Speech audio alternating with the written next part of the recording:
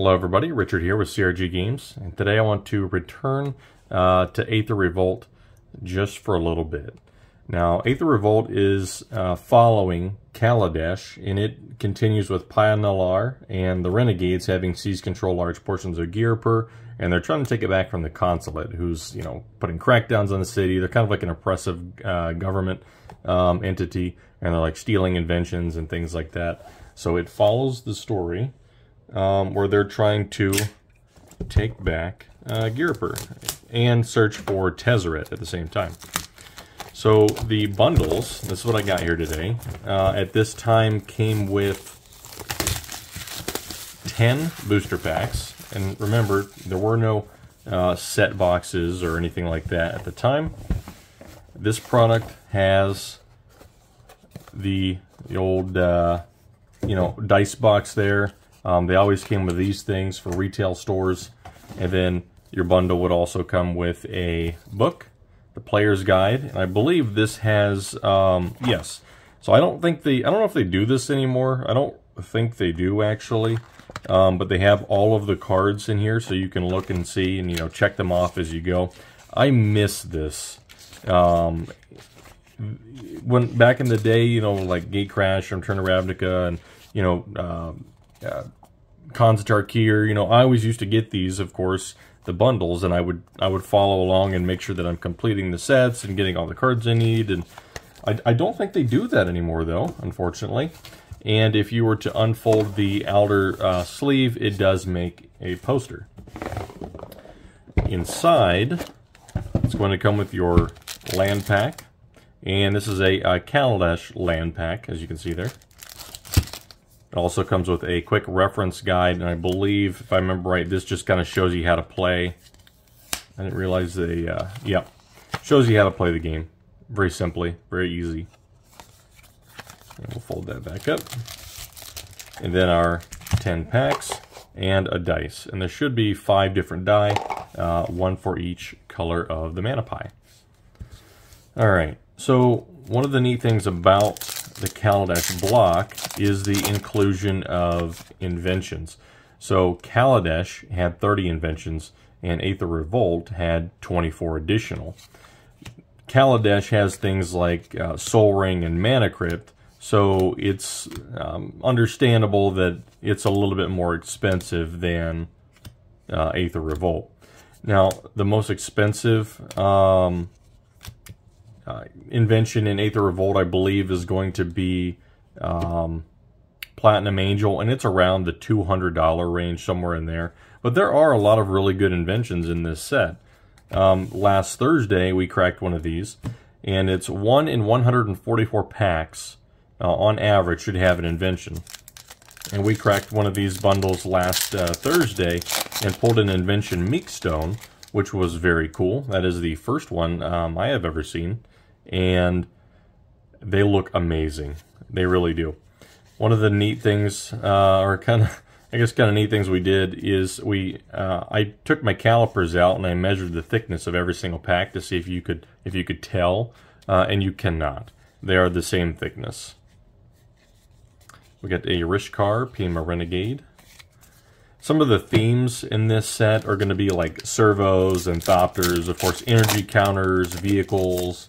It's all really artifact-based in this set. You got a lot of white, blue, good stuff. Some of the main cards that you're going to be looking out for, just recently, Indomitable Creativity is one that has really jumped up in price. Gifted Aetherborn is always a great vampire, 2/3 with Death Touch Lifelink. Looks like we got a foil back here. Baral's Expertise.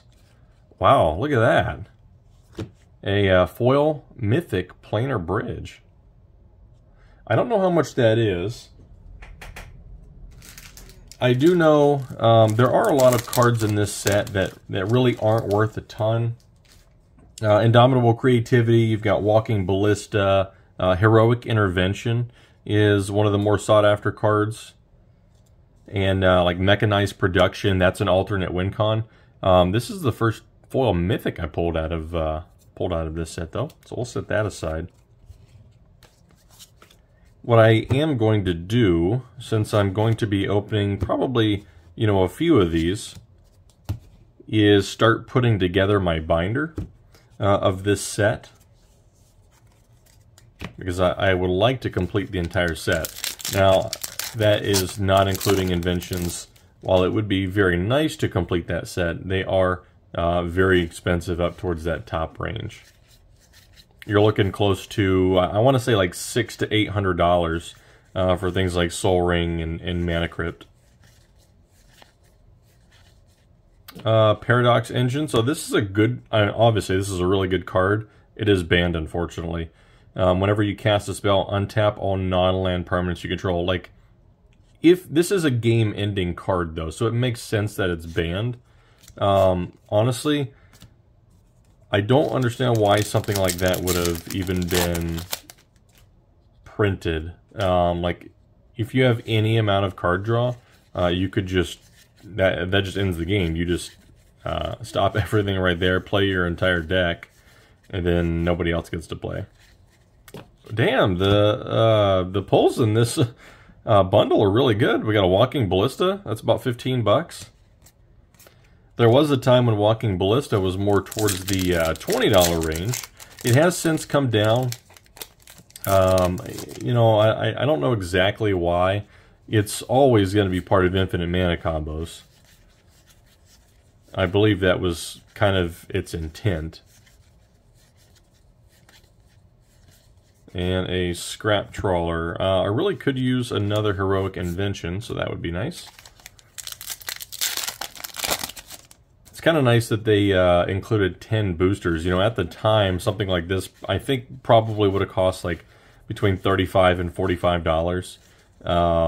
You know, 10 boosters, that's between $350 and $450 a pack, which is not bad. I should mention that Fatal Push was included in this set at an uncommon rarity, and it is about $2 to $3. I mean, it's a great uncommon, great card. That is one of the more expensive uncommons in this set, so keep an eye out for those. And Hope of Girapur. So I actually have a pre-release of this. I want to build an artifact deck based around this card. Just have not quite gotten to it yet. I don't believe it's expensive at all. It might be $1 or so. Oop. A little straggler there. All right. I think a lot of cards in this set are actually really good, if you like the artifact theme, right? Word of Invention. So Improvise is a, I believe Improvise was first seen in this set, but it may have been in Kaladesh. You can tap your artifacts to help pay for casting costs, which is great. I mean, let's say you have treasures out and you don't want to sack them, but you still want to be able to use them for mana. Well, Word of Invention allows you to do that. Or, sorry, Improvise allows you to do that. And we've got a Hinterland Drake foil. Just a foil common, though. So we'll set that over there. One thing I've noticed after opening probably 7 or 8 of these so far, and I've been opening them on Whatnot, by the way. That's where we pulled the Invention, was on Whatnot. And I've noticed that there actually doesn't seem to be a whole lot of artifacts. Like, it just, like there, I'm sorry, not artifacts, foils. Like, there just doesn't seem to be a whole lot. You know, in this case so far, we've opened 9 packs and we've gotten 2 foils. And, you know, I don't know, it just feels like, I'm used to seeing them more often, right? I mean, we're kind of used to, at this point, getting foils, like, it feels like every single pack. Especially if you're opening like set boosters and collector boosters. And then to be opening these drafts and not getting very many. Hey, Mechanized Production, hell yeah. So this is the alternate win card enchantment. And it's really neat because it's an aura and it enchants an artifact. So you could, for example, enchant a treasure token. At the beginning of your upkeep, create a token that's a copy of that enchanted artifact. Then if you control 8 or more artifacts with the same name as another, you win the game. This just feels like it's too easy to win. Because what I was thinking is you equip or you enchant a treasure token, if that's allowed, if that's a valid target, which I think it is. It's an artifact token. You enchant it with this, you make a bunch of artifacts, which is easy to do, and then you play Savor the Moment for 3. You skip your untap. You skip your untap step, which is fine because all you need to do is have 8 or more artifacts with the same name as one another, which is going to be treasure token, and then you win for a total of 4, 5, 6, 7 mana. I don't know. I think that's kind of neat, and I would like to try it, to be honest.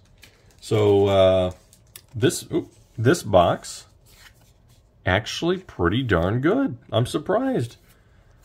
A foil mythic, planar bridge, mechanized production, and then in here, I mean, we got we got Fatal Push, which is nice, but Walking Ballista, Paradox Engine. Paradox Engine is still, I think, in like the $4 range.